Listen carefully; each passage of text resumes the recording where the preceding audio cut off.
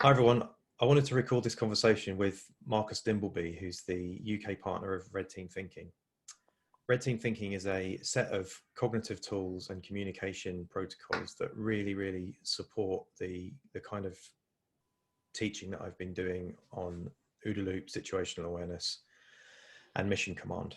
So I wanted to dig in with Marcus what he thinks the overlaps of these sets of tools are, and we'll talk about what Red Team Thinking is. So Marcus, over to you. Great. Hi, Ben. Thanks for the conversation today. Always a pleasure. And yeah, it's been fascinating watching the work you've been doing with the sort of situational awareness, mission command, and the OODA loop and the growth of that. And as you rightly say, Red Team Thinking is one of these enablers that supports all of those elements and entities. And what we say when we're sort of teaching this and discussing this with clients is Red Team Thinking isn't a set of procedures and processes that people follow off the shelf. It's not a cookie cutter consultancy approach. What this is an enabler for all of the other things that exist out there. So, while you're understanding mission command and while you're doing your strategic planning, if you apply the concepts of Red Team Thinking, and we'll go over those shortly, then that's going to allow your outcome to be far more, likely to succeed and increase the capabilities of that. So what is Red Team Thinking? As you said, it's one of these sort of capabilities that allows us to understand our human psychology. How are we impacted by the biases and heuristics that we're all exposed to? If you've got a brain, you're exposed to these. Don't deny that you're not, because again, you're kidding yourself. And it's how you understand those and how you see that they are blocking you or forcing you down a certain direction because of the way you're thinking. And there's lots of research and studies being done on this, especially by Dr. Daniel Kahneman, and looking into the work he's done. And really, once you can understand that and expose that, it's then using the tools and techniques that Red Team Thinking have within their toolkit, how you can then enable those things to change. And also, how do you source the wisdom of the crowd? Because there's so much going on nowadays with, bringing in consultancies and paying other people far more than we pay our own people sometimes to do this work for us, when there's no need. You've got the immense amount of brain power at your fingertips in most organizations, and it's just not being enabled to be as capable as it could be. So how do you unleash that capability using these tools and techniques alongside the processes that you're already having in place? Yeah. So one of the really interesting things I found as I've been preparing the material for my course, Communicate to Operate, is that I've hardly touched on the execution side of things. I think most technical companies and technical teams are perfectly comfortable with execution, right? We know how to evaluate new tools. We know how to onboard those into our tech stack. We know how to do DevOps. All of that stuff has been moving along quite nicely. Thank you very much. Yeah. The problem has come, I think, in that all of those new tools have enabled a lot more systematic complexity to come in. So, you can deliver things so much more quickly now. Yeah. That having a strong narrative and a strategy and, all the stuff I talk about in the course is so much more important. And part of that is decision making. Interesting that you mentioned biases there. For me, the OODA loop is really about building better orientation, and better orientation, the subtext of that is overcoming human biases. So maybe you could describe one of the Red Team Thinking tools. So let's say you were going to come up with your strategy for the next quarter. Mm-hmm. So I've obviously done loads of the Red Team Thinking training. Yeah.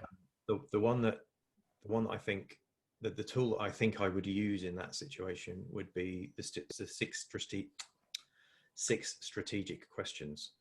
So maybe you could just talk us through how that would fit in the context of setting a strategy, and how you would then use that structure that you build to be able to enable the operational side of yeah, absolutely. Yeah, our tongue twisting toolkit that we have cleverly worded to catch people out. No, it's very true. And as you said, the execution thing seems to be understood and working, but by, as you said, its nature of its complexity that it's creating, it's backing up into the sort of strategic and the operational side as well. And organizations tend to focus on what's going wrong in execution and all of the elements within the execution. If you think about the why and the what is the upfront piece of strategy and operation, and then obviously the how is downrange. And they tend to look in the downrange piece for the areas where things are going wrong. When actually, when we've done the investigation and the deep dive, you see that the problems are actually surfacing back in the operational strategic area sections, and then they get handed off in these plants.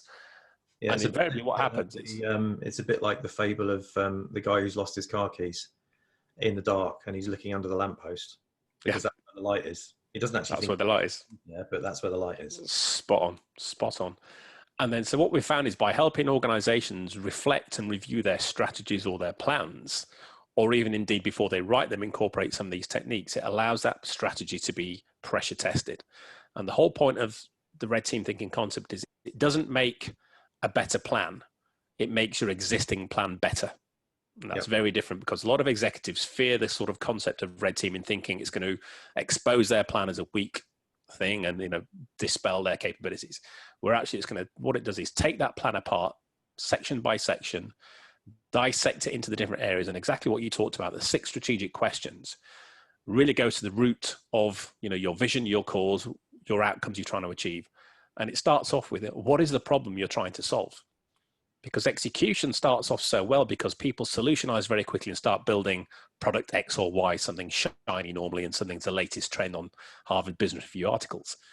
But then when you start to look at why we're building that and what problem it's actually trying to solve or which customer requirement there is, there's no answer.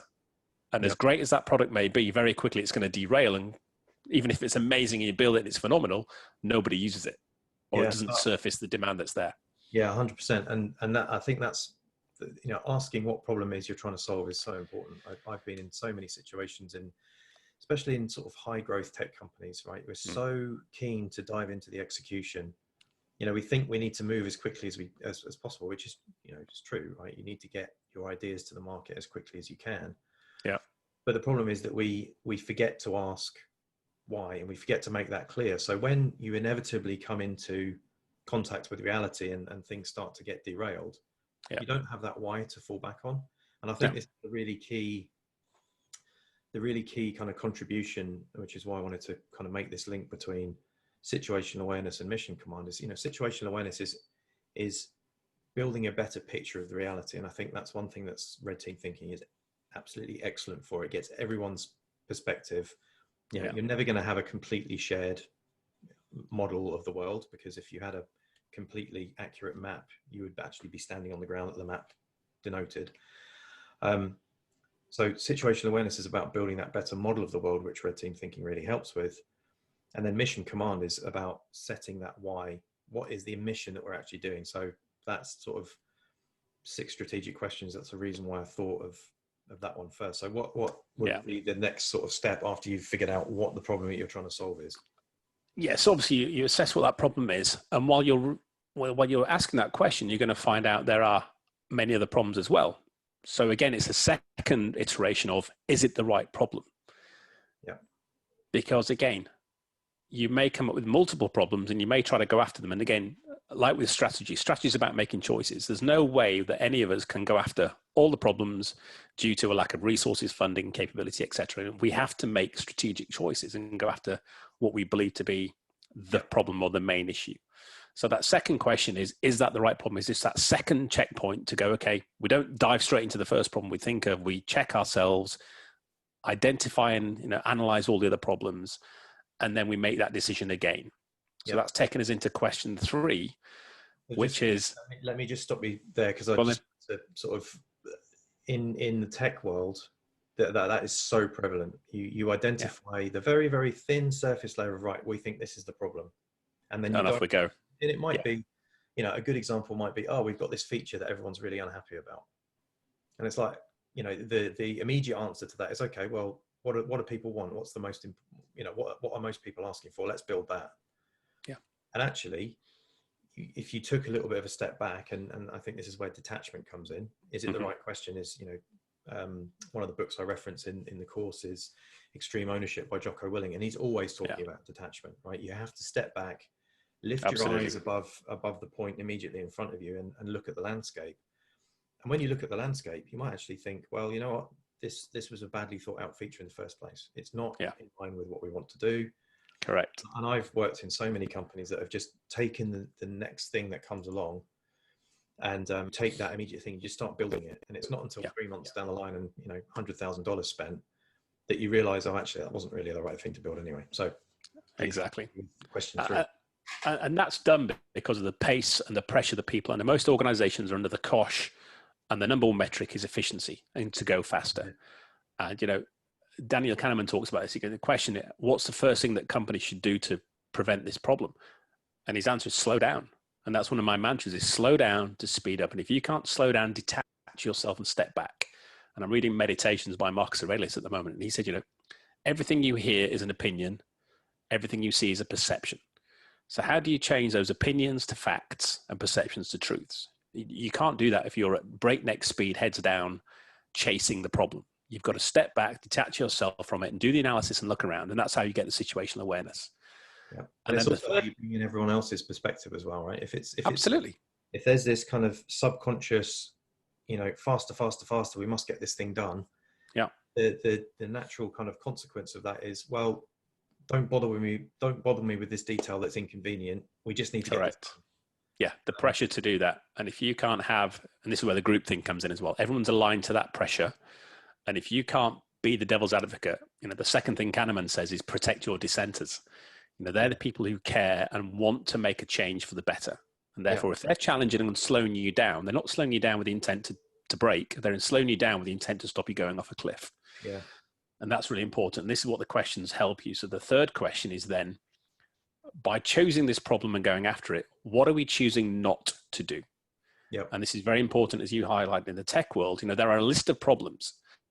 And what tends to happen if you don't be clear of what you're going after and what you're not, there will be an expectation as you start going after the right problem and you do it well. Oh, these guys have got capacity and bandwidth, give them some more. So you get scope and mission creep, you get loaded up, and then things start going wrong.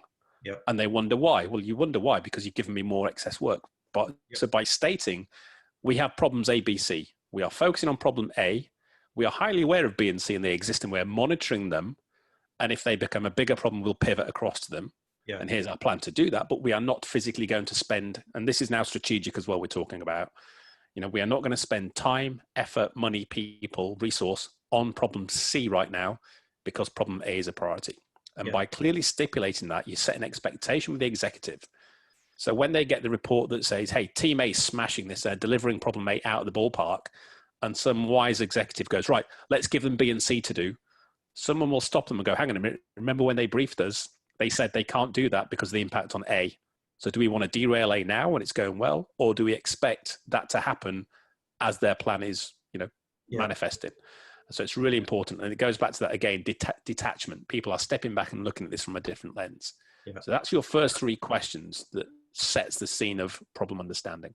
Yeah. So a couple of things I wanted to riff on there. So looking at things through different lenses, you know, Boyd, who, you know, essentially is my idol when it comes to this kind of thing, is, you know, he wrote this paper, Destruction and Creation, in 1976.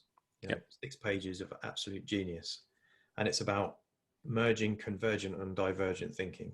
And your dissenters are very often your divergent thinkers. And if you're all converging, if everyone's converging on, all right, we definitely know what the problem is and nobody's looking out, well, I mean, that's when you get ambushed. And it's not, you know, not necessarily ambushed in the combat sense, but, you know, ambushed by circumstance, tripped up by things that you could have foreseen with just a little bit of, you know, dissenting thought.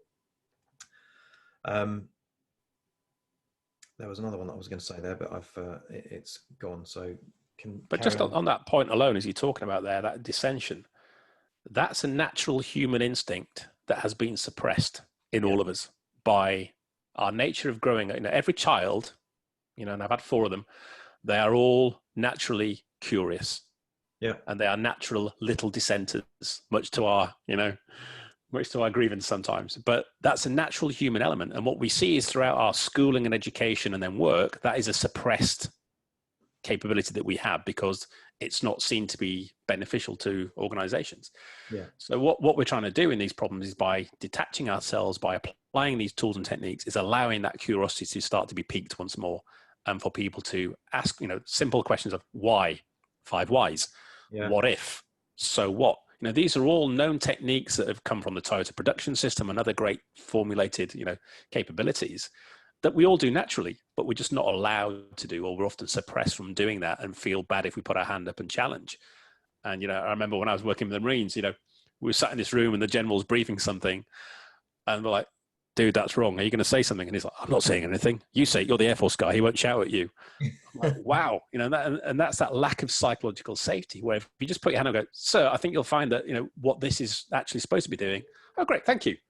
And he's like, why didn't I say that? I said, well, because you don't feel safe. And that's not your problem. That's a safety system issue. Yeah. Which again, these tools and techniques allow people to have that safety and psychological ability to speak up if they need to and be the dissenter. Yeah, and that's something that, you know, mission command is built on trust and alignment, and 100%. Psychological safety is 100%. Well, it's not 100%. There's obviously loads of overlapping things, but you know, psychological safety is what allows you to have trust in your leadership, right? Trust that if you spot something that is going to be a big problem, you can put your hand up and say, "What about this?" The problem is, you know, one of the many problems is that often in leadership in companies that are under this chaos, right? They have taken on B and C, and then D, E, and F as well. When people put their hands up, that's a threat because the person taking on all this work is probably now on the hook for delivering that, even though they never, you know, had a chance in the first place. Yeah. And what actually happens when you've done that is you've got inside your own OODA loop. You've smashed your ability to be able to interact with the world and learn new things by taking action. And what happens then is you just end up in this downward spiral of more and more work, more and more effort trying to get things out. People get burned out, people leave, new people come in. They don't remember why they're there in the first place. And it's monkeys in a cage syndrome. Yeah, absolutely. Yeah. And that's so prevalent in many organizations, especially the large legacy ones where we've seen this groupthink. And what that's done is eradicated the spark that people go into those organizations with, you know, the fire in the belly, spark in their eyes, wanting to do well. And they'll try a couple of times and they'll see Bob get shot. They'll see somebody lose the bonus. They'll see somebody fired. Yeah. So sticking your head above the parapet is just no longer an option. And then all that does is breed mediocrity. And you can smell it, sense it, taste it. When you walk in these organizations, the culture is so toxic. And these poor people are walking around almost zombified in nature. Yeah. And then when you start to give them a little tantalizing taste of what they could be like, great, this is what I came here for. Am I sure I'm allowed to do this? Yes. And this is why we always engage with the C-suite. You know, if you want to do this, they've got to see this coming from the top. Yep. Because otherwise they know that there's a layer somewhere where it's going to hit and either a wrecking ball comes down and dismisses everything they've done, or even worse, you know, bad things happen and people just get dismissed and fired. And we've seen that, and people never forget those things. Yeah, no, 100%. And it's, you know, it's not just in big corporations as well. Like, you know, I spent a lot of the last few years of my life in startups and scale ups, and it can be the same, but with slightly different optics there, right? You start off with a team of very focused engineers. You've got that focus, you've got that innate mission command and fluency because there's only a few of you. Yeah. You know, you take a few shortcuts, you know, you cut a few corners because you need to get your MVP out the door and everything else. And then maybe you get some investors and the investors start putting on pressure. And then you know, you're under pressure to scale up your team. And then you start getting traction. And then all of a sudden, all of these things come home to roost at the same time. And you think now that you have an execution problem, and you don't have an execution problem. All you're doing is now seeing the second and third order effects of the problems that you've stored up, in addition to the extra pressure that you've now naturally under as something, you know, you found a niche, you found a market. Now you've got competitors as well, potentially, who don't have any of that baggage. And I've seen it so many times that companies get into that kind of, you know, negative spiral of just trying to do the same thing quicker and quicker and quicker, and actually ending up delivering, you know, when you look at the system, you know, they're actually sub-optimizing their system massively. Yeah, and that's one of the reasons why I really, really enjoyed the red team thinking tools, because I could just see so many applications of like, oh, this is part of the system. It's not, you know, we'll go into what that's it, ego and things in a minute, but you know, if you just had this as part of an augmentation for how you do things, an augmentation of your operating system, you can just nip all of that crap in the bud and let people flourish in the way that they're, you know, designed to. Yeah, absolutely. And that's why we've sort of evolved from red teaming, which is where you have a core red team. So, you know, a group of individuals who are the red teamers who do red teaming, but that's a very thin slice across an organization's capabilities. Whereas we'd rather have the red team thinking concept where everybody has the ability, as you said, this, and it just becomes a default capability. It's not a process you pull off the shelf. It's a practice that you have by muscle memory. So any problem you're facing, you'll switch your, all right, let's apply the 6 questions to this. Let's do the assumptions challenge. And we were working with a client recently. We'd done 3 sessions with them on a specific strategy. And then when we finished, it was like, you know, any feedback? And one of the leads on it said, guys, this works. He goes, every phone call, every email I get now, the minute I've finished, I'm going, right, red team hat on. What would I apply from a concept and tools perspective against these problems I've just been faced with?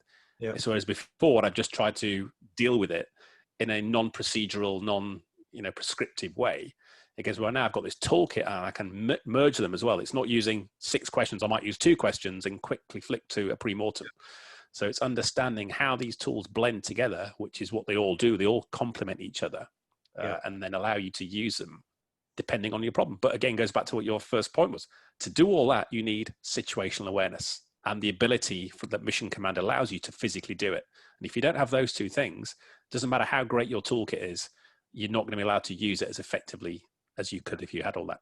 Yeah, 100%. I mean, and that's where, you know, we can maybe dig into Agile a bit. This is a good segue into Agile. So, you know, Agile as commonly described is all about execution. So, you know, you have things like, I don't know, if you do Scrum, you have a product backlog review, which really should be about building situational awareness and figuring out why you're here and what you're doing. I mean, in my experience, it's never been about that. It's always been about, you know, passing out little packets of things for developers to do so they don't think too much and they just, you know, crack on. And the other thing is the debrief. It's not called a debrief, it's called a retrospective in Agile, but it's supposed to be that metacognition where you step back, you look at what you've done, you look at the system within which you've done it, and you make some improvements. But without having a system that helps everyone's voice be heard, like especially in bigger companies I've been in, the product backlog review, sometimes the product owner doesn't even turn up. If he does turn up, sometimes he's just playing on his phone and he's not actually giving a shit, and the Scrum Master's running everything, who's not supposed to be in that role in the first place. And then the retrospectives, you know, it's supposed to be blameless, psychologically safe environments. I mean, they're anything but in most places. And I believe that it's not because of the people. I think you could transplant all of those people in the most part. If you put an individual from that situation into a team that was performing well with a system that worked, they would be effective. If you took an individual from that team that was performing well and you transplanted them into that kind of clusterfuck, let's not beat around the bush, they would not be able to bring up the level of the team. So that's why I think the system is so important. It is. And that's where, again, you know, why is Agile failing big A and getting bashed so much? It's the misapplication of the capability, you know, whether it's a tool, technique, process, framework, whatever you want to call it. It's certainly not a mindset, right? They try to kid themselves it's a mindset. It's not. It couldn't be further from that. They talk it, but they don't execute it. And the problem is if you're implementing that, as we talked about, in the execution phase or the execution area of the business, and if it's not linked back into the operational strategic levels, then those individuals are on a hiding to nothing because they are just churning out whatever the backlog says. And I worked in one bank in an organization where we created a linkage, and we basically did the thread from every task that a developer was doing. Can you relay that task? And in the military, we call it strategy to task. Can you take that task all the way back up through your KPIs, your metrics, your objectives, your key results, up to the vision and the mission and strategy of the business, and draw that golden thread throughout? And if you can't do that, you are to challenge why you're doing this to your product owner. Why am I building this for? How does this help the business's vision and strategy? And there are goals and objectives for Q1, Q2. Yep. Having that starts to give people visibility and situational awareness. And therefore your brand new dev who's just joined the business a week ago gets why he's there. Yep. And they understand their purpose. They understand the vision of the company. I am building this widget thingy because it fits in with the CEO's vision of enabling us to do X, Y, Z over the next 3 years. I've been working with Americans too long saying Z. And obviously therefore you feel a part of something. And if you're just going in, bashing keys, churning stuff out, not seeing where it goes, who plays with it, getting the right feedback other than from your own internal peer group and a disinterested product owner, you become part of the mediocrity problem, as we talked about. And you're just like, yeah, I'm just doing this. Why are you doing it? I have no idea. How do you know it's going to be beneficial? I don't care, to be honest. I get my paycheck, I do this, and I'll leave. Parapet is up there, my head stays below it. And that's an awful place to work. Yeah, it is. And you know, in tech startups, it's a slightly different context. I mean, you know, you're talking about a big company that already has an established market position, and they're into a much more kind of steady delivery phase. Yeah. Now, in a startup, it's actually even more important to have, you don't necessarily have that linkage to the strategy, but it's critically important that you have that link from what are people seeing on the ground. You know, what are your product owners and your marketing people and your developers who are working with your customers. Yeah. What are they seeing on the ground? Because otherwise it's just one smart guy's opinion, and that smart guy is usually the guy that founded the company, had the original idea. Indeed. And now you've got all of these people that are out there interacting with the real world and generating situational awareness. And so often in the tech companies that I've worked at anyway, that situational awareness is lost on the way up. So all you get is this kind of anemic, kind of filtered view of the world coming down. Yeah. And everyone at the ground level thinks, well, I know better than that. Like, correct. This is not going to work. Yeah. But they don't have that mechanism, and I think that's one of the reasons why so many people turn over in tech companies. It is. You can only work in that environment. Yeah, you can only work in that environment for so long before doing exactly what you just said. It's like, oh well, fuck it, no one's going to listen to me anyway. I might as well just put my head down and develop the widget. Yeah, and I saw a great metric recently. We know how people in Scrum love their metrics, and what I saw a great one was, you know, on the Jira board or Sprint board or whatever they were using, number of engagements with customer during sprint. You know, so how many times did anyone in the team physically speak to and talk to and engage with the customer, the user of the thing they're building? And 9 out of 10 times it was 0, or, you know, the product owner may have spoken to the customer who's actually the business and not the end user. Yeah. And therefore it goes, what are we doing? Why are we doing that? Where's the feedback loop? And goes back to OODA, you know, where's the info coming back in to allow us to be better, rather than what's coming top down, who believe it's the right thing, but hasn't validated that feedback in the bigger loop of capability. I've got an example of exactly that. So I worked at a big bank in a middle office function, and I was part of a team that was split across London and New York. You know, they were building well, essentially it was a glorified pivot table. It was to do with Volcker compliance. So, you know, gathering all of the trades that had happened and, you know, running them through a bunch of scenarios to make sure that you weren't breaching limits, things like that. Now that was probably 10 million quid in, 20 people in all working on it. Never ever once spoke to anybody who actually needed to use the tool. Nobody was using the tool, you know, 2 years after it had been in inception. I left that job and I went to another bank who have an extremely able front office team. Now this is the place where I originally came up with the term commando development, and the same scope, in fact more scope, because not only was the scope was the same on the front on the UI end, but they were actually running all the risks as well. So going out to all the different risk systems, running the risk on the trades, and then doing the aggregation. So it's even more work. One guy, 12 weeks. Wow. And that's the difference between having that alignment and having that clear understanding of what you can do, and then, you know, getting all the nonsense of overhead of communication out the way. We've drifted a little bit off topic. Carry on with the strategic questions. The question, yes. So the next three, and these were the questions that actually came from Delta Force. So the US Army Special Forces, and one of the guys in our team is a former Delta Force commander, and he brought these 3 questions that we then evolved and bolted on the first 3 from a business perspective. But the next 3 questions were, the first one was, if we are successful, what do we look like? So if we achieve the plan and what we're aiming for, what do we as a company, team, business look like? And it's very important to understand that, because think about what's happened in the early days of COVID. You know, these companies had a plan, right?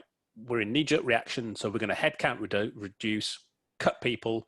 Yep. Right. So what do we look like? yes, we look successful from that perspective, but what do we look like?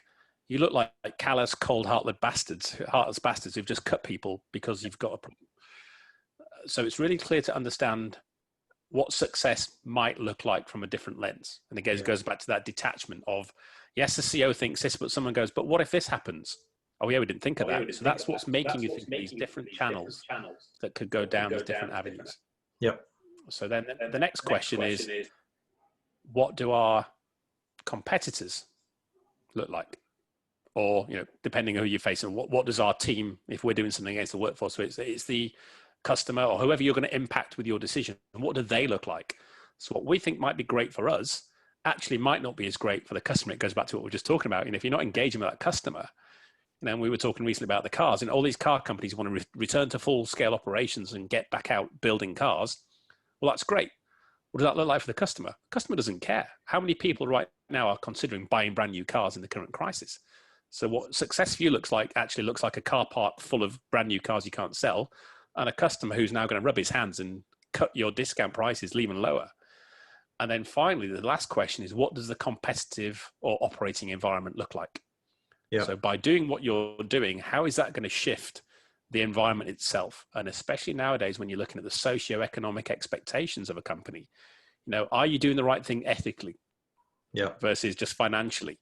So understanding those three sector areas, so yourself, those you're impacting, customer, competitor, or workforce, and then the environment or the competitive environment you're working in, just starts to paint this holistic picture that people don't consider. You know, you mentioned it, there's this very myopic view by most executives that here's what we need to do, here's how we need to do it, get on with it. Yep. Okay, what's the domino effect? What's the topple order and second, third, fourth order impacts that you're not considering? Yeah. And that's one of the many of the tools we have, something called the swan dive, which is a sort of extended what if, alternative futures analysis, playing devil's advocate, all of these things that then trigger all of those subsequent effects that you don't consider when your head's down trying to deliver. Yeah. Yeah. That is square in OODA loop territory, right? That's everything. Absolutely. It's orientation, right? It's orientation beyond the immediate, what am I working on right now? It's, as you said, the second, third order effects. Understanding the ecosystem that you're in, you know, understanding the effect of, you know, the knock-on of the potential knock-on effects, because, you know, we're in a complex environment most of the time. Right. We can't predict with certainty, but what we can do is we can project. So situational awareness, some really interesting research, actually. I don't think I shared the bits that I put in my slide, but the US Air Force, the overlaps between situational awareness and the OODA loop are really, really stark, even though I don't believe there's a huge amount of interaction between Boyd and the people doing the research. But I split situational awareness into perception. My mind's gone blank. So there's three stages. Mm-hmm. First you perceive, then you process, and then you project. Yeah. And the last three questions that you've just mentioned are about projection, right? Projection into the future, right? We do this. Absolutely. What are we optimizing, pessimizing? I don't know where this question came from, but this isn't part of the 6 strategic questions, but a question I like to ask quite often is, what's the one thing that we could do that would make the most other stuff either irrelevant or unnecessary? Mm-hmm. And that's that level of strategic thought, and thinking through, you know, the knock-on effects. And I don't see there isn't a, that I'm aware of in Agile or any of the kind of commonly accepted software development methodologies, there's not really a way of doing that. There isn't, because it's still been applied through a long-term project planning mindset. And this is what I talked about. The Agile mindset doesn't exist in many areas because you're using the complex, you know, adaptive tools that Agile brings, Scrum, etc., but you're still applying it through a long-term thinking lens from the strategic perspective. So, you know, executives are still looking at 12 to 18 months programs delivered using Agile on a fortnightly basis. But their mindset is still, okay, what's going to happen in 12, 18 months? So when someone comes back after 2 sprints and says, hey, we need to pivot this way. Yeah. What, you're saying my plan's wrong? No, we need to just get back on track and carry on, as I said. Yeah. Because they're not going in with that adaptive. And this is what we say with strategies, you know, and as you said, all we're giving you is foresight. And your plan is as is today. Your plan is good enough to start today. But that option B, that problem B we talked about, that may surface. So you need to be aware that when I come back and say, we're pivoting from A to B, here's why, you don't challenge, you don't question me. You go, good, because I knew you were going to do that, because you'd warn me of that likelihood to happening. And I've got metrics showing me that, those sign markers A, B, C, okay, we're going down the correct plan, but A and B are now flashing, right? We need to do something. Rather than ignoring it and then it gets broadsided later on, all it is giving you is that crystal ball to look ahead and then adapt accordingly. As he said, there's no facts, there's no guarantees, but it's just that forewarned capability. Forewarned is forearmed. And so many people step into these things blind. Yeah. And either heads down ostrich style, head in the sand, not wanting to know, or just careering ahead thinking they've got the solution. Yeah. And then when things go wrong, they fall from from simple and clear into chaos overnight. They wonder why. It's a shock to them, where everyone else detached looking in is going, well, that was obviously going to happen. Yeah. How did you not know that? And it's almost embarrassing when you see what caused it. And as we discussed before, most companies die because of self-inflicted wounds. Yep. Very rarely does a competitor bury somebody. Very rarely does the environment, unless an asteroid comes in, very rarely do you get buried by an environmental issue. It's normally your own internal doing. Yeah. And the number, it's 70% plus is the number of, percentage wise that cause that problem. Yeah. It's a self-internal problem. And I actually misspoke a minute ago when I said we don't have the equivalent in software development. There are two companies that do have that equivalent. One of them is Amazon, because Amazon, the 6-page memo. And what Amazon do, which is really, really interesting, is when they develop a product, it's almost like alternative futures analysis or pre-mortem. They actually go and write a press release from the point of view of the day that product lands. Correct. What people are going to write about it, and they write in incredible detail. They were doing this when I was working with them in the NHS, and absolutely fantastic. And you could tell all of the Amazon folks were like, great, this tells us what our roadmap looks like. Yeah. And then when they shared that with people that weren't culturally aligned with that, it was crickets, and you could just see them go like, oh shit, this is never going to work, is it? Absolutely. And that's a great story. Yeah. Lo and behold, they're natural. Go on, sorry. No, sorry, they're naturals. And when Bryce, my business partner, who's authored the book Red Teaming, he's got a friend who he's one of the board members in Amazon. And a few years ago when he was doing this, he was telling him about it all. And the guy's like, I've never heard of any of those things that you're talking about. He goes, but that's what we do at Amazon. Yeah. They are default red teamers. And we see this in certain organizations and companies. You see they are default red teamers. Yeah. And I said it earlier, that's because we're born that way. Yeah. All it is, it's been suppressed. We are all naturally curious, ask why, challenge, and think differently. Yeah. And if you're still seeing that in a group or an organization or a board, they're the ones, that diversity of thought that these companies have, they're the ones that stand out. And obviously Amazon's a prime example of that. Yeah. And the other company that I think does this really well, and I've documented how to do it, is BaseCamp. So I had a conversation with another former bootneck Royal Marine for the non-military folks listening, called Paul Lacey, who's the head of product at a fintech startup, and he uses the shape up methodology. Yeah. And that is exactly the same, right? They do it. You treat a product iteration instead of a sprint. It's a bet. It has a limited downside. It's exactly like a financial option. Limited downside, potentially unlimited upside, because you think you're tackling something that's worth doing. But before you tackle it, you scope it. You scope, what's the impact of this? What are we choosing not to do? It's very, very like red team thinking, and the structure of it. I'm going to be covering this in detail in the course. The structure of it is actually really similar to the orders process as well. So situation, mission, execution, they all have direct correlations with this shape up methodology. Yeah. So, I mean, those two examples, BaseCamp is obviously an incredibly profitable company. They just launched a new email service that they built with a very small team that became incredibly successful. And obviously Amazon is an absolute behemoth of, beast. Without a doubt. And they have simple, easy to follow tools that lead to complex outcomes. And I think that's, and there are many more out there. There are many more out there. Yeah. I've been following Gymshark and the rise of that capability and how they're structured, and from a strategic perspective down to coal-face delivery. And it's all applying these concepts and principles of, elaborative thinking and challenge to their own ways of thinking. And that's what gets you ahead of the market and keeps you strong in the competition. Yeah, brilliant. Well, I think that's an excellent place to leave it. Cool. Thank you very much, Marcus. I'm going Oh, to stop. thanks, Ben. Always good to chat, mate.